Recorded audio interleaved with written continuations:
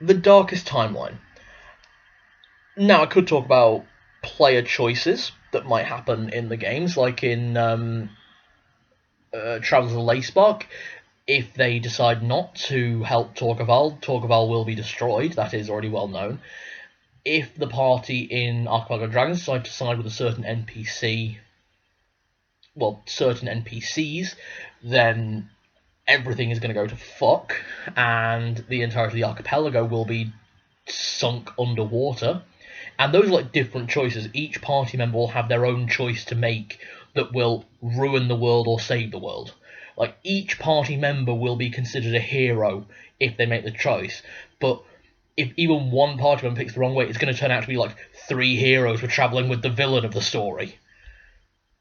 But I think the Darkest Timeline for me as a player, probably what happened in the World of Warcraft 3.5 campaign that my friend Nick over at Diaries of a Demented Dungeon Master ran, where my character Endorian, who was at that point he was a Blood Elf necromancer and priest, because we needed a party healer.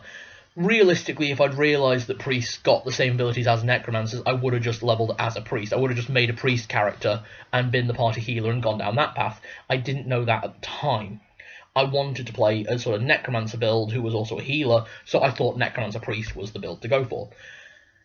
Basically, the party dynamic slowly fell apart. Well, it didn't fall apart. The party was actually really good, and it was really funny. As a player, I found it a lot of fun, the things that happened with Endorian. For example, there was one bit where he managed to get everyone in by pretending that the rest of the party were his retinue. And then there was another bit where, due to minor fallings out in the party, Jenny's orc character grabbed him by the ankle and dangled him over the edge of a precipice. And that was kind of a lot of what was happening. He was kind of an arse and he got things handed to him. And as a player, I loved that.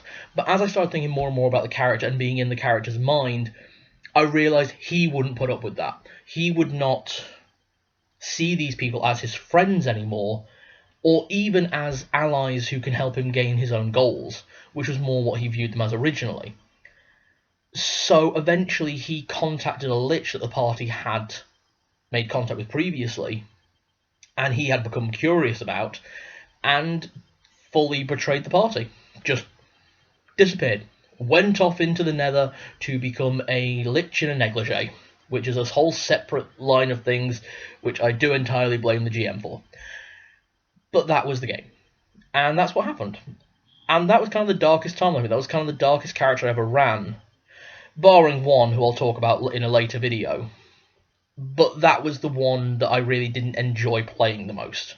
And it was kind of down to how the character was, rather than how the party dynamic was. Alright, thanks very much. Come back tomorrow for day 10, I think. What is day 10? Spells and sorcery. Much happier subject. See you tomorrow.